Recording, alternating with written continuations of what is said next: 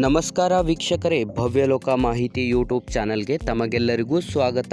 ಸಾರಿಗೆ ನೌಕರರ 7ನೇ ವೇತನ ಅಥವಾ ಈ ಒಂದು ವೇತನ ಪರಿಷ್ಕರಣೆಗೆ ಸಂಬಂಧಪಟ್ಟಂತೆ ಇದೀಗ ಸಾರಿಗೆ ನೌಕರರಿಗೆ ಒಂದು ಬಹುಮುಖ್ಯವಾದಂಥ ಮಾಹಿತಿ ಕೂಡ ಪ್ರಕಟವಾಗಿರುತ್ತದೆ. ವಿಡಿಯೋದಲ್ಲಿ ಕಂಪ್ಲೀಟ್ ಆಗಿ ಮಾಹಿತಿಯನ್ನು ತಿಳಿಸ್ಕೊಡ್ತೀನಿ.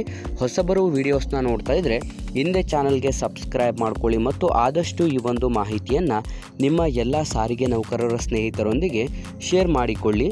ಇಲ್ಲಿ ಗಮನಿಸ್ತಾ ಇರ್ಬೋದು, ಸಾರಿಗೆ ಸಂಸ್ಥೆಯ ಸಂಘೀಗಣ ಬಣ ಒಡಿದಾಟಕ್ಕೆ ವೇತನ ಸೌಲಭ್ಯದಿಂದ ನೌಕರರು ವಂಚಿತರಾಗಿದ್ದಾರೆ ಅಂತಲೂ ಕೂಡ ತಿಳಿಸಲಾಗಿದ್ದು, ಕರ್ನಾಟಕ ರಾಜ್ಯ ರಸ್ತೆ ಸಾರಿಗೆ ನಿಗಮದ 4 ನಿಗಮಗಳಾದಂಥ KKRTC, KSRTC, BMTC ಮತ್ತು MWRTC ನೌಕರರನ್ನು ಹಾಳು ಮಾಡಲು ಹೊರಟಿರುವುದು ಜಂಟಿ ಕ್ರಿಯಾ ಸಮಿತಿ ಹಾಗೂ ಸಾರಿಗೆ ನೌಕರರ ಒಕ್ಕೂಟ.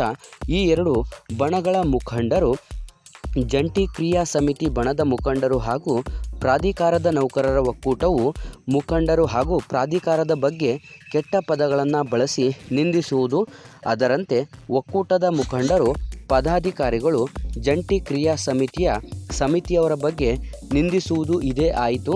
ಹಾಗಾಗಿ ಈ ನಡುವೆ ಈ ಬಣಗಳ ಒಡಿದಾಟದಿಂದ ನೌಕರರನ್ನು ಯಾವ ರೀತಿ ನಡೆದುಕೊಳ್ಳಬೇಕೋ ಎಂಬ ಗೊಂದಲದಲ್ಲೇ ಪ್ರಮುಖವಾಗಿ ಪಡೆಯಬೇಕಾದಂಥ ವೇತನ ಸೌಲಭ್ಯವನ್ನು ಪಡೆಯಲಾಗದೆ ಸಾರಿಗೆಯ 4 ನಿಗಮದ ನೌಕರರು ಹೆಣಗಾಡುತ್ತಿದ್ದಾರೆ. ಇನ್ನು ಈ ಬಣಗಳ ಜತೆಗೆ ಸಾರಿಗೆಯ 4 ನಿಗಮಗಳ ಅಧಿಕಾರಿಗಳು ಹಾಗೂ ಆಡಳಿತ ವರ್ಗದ ಸಿಬ್ಬಂದಿಗಳ ಸಂಘಟನೆಗಳು ಕೂಡ ಬಸ್ ನಿಲ್ಲಿಸಿ ಮುಷ್ಕರ ಮಾಡುವುದಕ್ಕೆ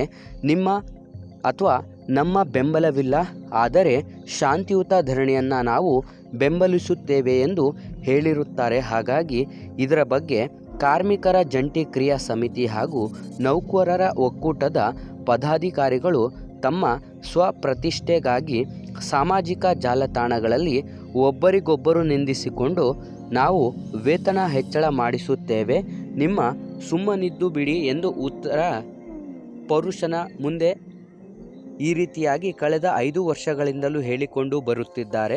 ಹಾಗಾಗಿ ಈ ನಡುವೆ ವಿಧಾನಸಭೆಯ ಚುನಾವಣೆ ವೇಳೆ 2020ರ ಜನವರಿ 1ರಿಂದ ಅನ್ವಯವಾಗುವಂತೆ 15% ವೇತನ ಹೆಚ್ಚಳವಾದಾಗ ನಾವು ಇದನ್ನು ಒಪ್ಪುವುದಿಲ್ಲ ಮತ್ತು ಕಾರ್ಮಿಕರ ಅನ್ಯಾಯವಾಗುತ್ತಿದೆ, 25% ಕೊಡಲೇಬೇಕು ಎಂದು ಹೌಹಾರಿದಂಥ ಮುಖಂಡರು ಈಗಾಗಲೇ ಈ ಒಂದು ಅಂದಿನ CM ಹಾಗೂ ಈ ಒಂದು ನೀಡಬೇಕಿದ್ದಂಥ 15% ವೇತನ ಹೆಚ್ಚಳವಾಯಿತು ಎಂದು ಹೇಳಿಕೊಂಡು ಅದನ್ನು ಈಗಲೂ ಕೂಡ ಹೇಳುತ್ತಿದ್ದಾರೆ.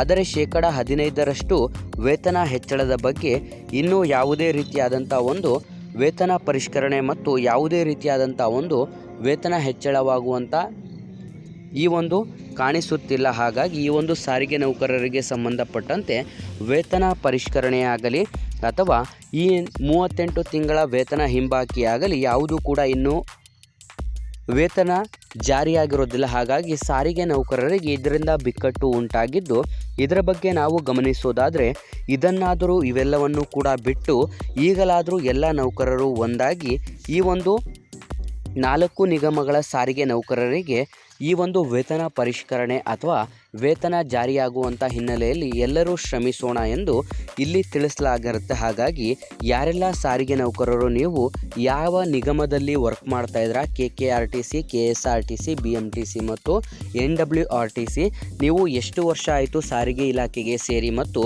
ಯಾವ ಇಲಾಖೆಯಲ್ಲಿ ವರ್ಕ್ ಮಾಡ್ತಾ ಇದ್ದೀರಾ ಅಂತ ಆದಷ್ಟು ಕಮೆಂಟ್ ಮಾಡಿ ಮತ್ತು ವಿಡಿಯೋನ ಎಲ್ಲ ಸ್ನೇಹಿತರೊಂದಿಗೆ ಶೇರ್ ಮಾಡಿ ಮತ್ತು ಹೆಚ್ಚಿನ ಮಾಹಿತಿಗಳಿಗಾಗಿ ಸಬ್ಸ್ಕ್ರೈಬ್ ಮಾಡ್ಕೊಳ್ಳಿ ಸ್ನೇಹಿತರೆ.